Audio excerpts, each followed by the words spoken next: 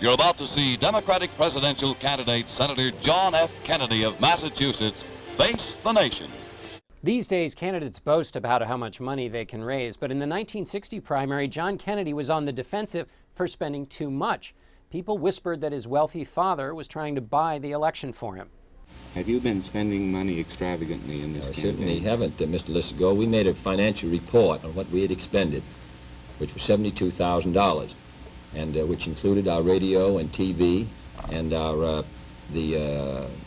literature that we had. Now, before we're finished, we're going to we'll have a larger figure than that, because that, of course, was up to the week before the election. We've had TV since then, and it will go higher than that.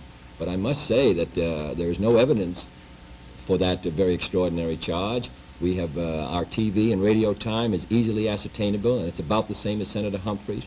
Senator, I had heard the estimate that a primary campaign in any state cost about $250,000. I believe you agreed with that figure at one point. Well, it depends on the size of the state. I would say in a state like Wisconsin that it would probably run $135,000 to $40,000. That's my judgment about what the campaign would probably run in total, including every conceivable expense that you might have. It might run that high. Now, if you hire a half hour or 15 minutes of statewide TV, it costs you approximately $5,000. If you hire a spot, cost you 10 seconds or so, might cost you $200. I must say, gentlemen, TV is not very inexpensive.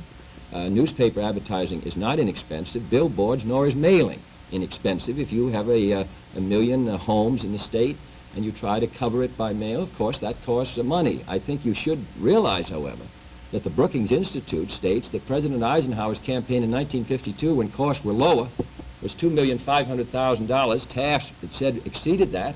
And Governor Stevenson's in 1956, according to Brookings, cost more than $1,500,000. It is unfortunate that campaigns cost some money, but I must say that I think ours is in a reasonable expenditure, which is easily ascertainable. You can tell exactly what we've spent it on, and we're going to report it. More than 50 years later, President Obama and Mitt Romney spent more than $1 billion each in the 2012 campaign. John Kennedy was on the defensive there, but later he joked that his father said, "Don't buy one vote more than is necessary. I'll be damned if I'll pay for a landslide." For Face the Nation, I'm John Dickerson.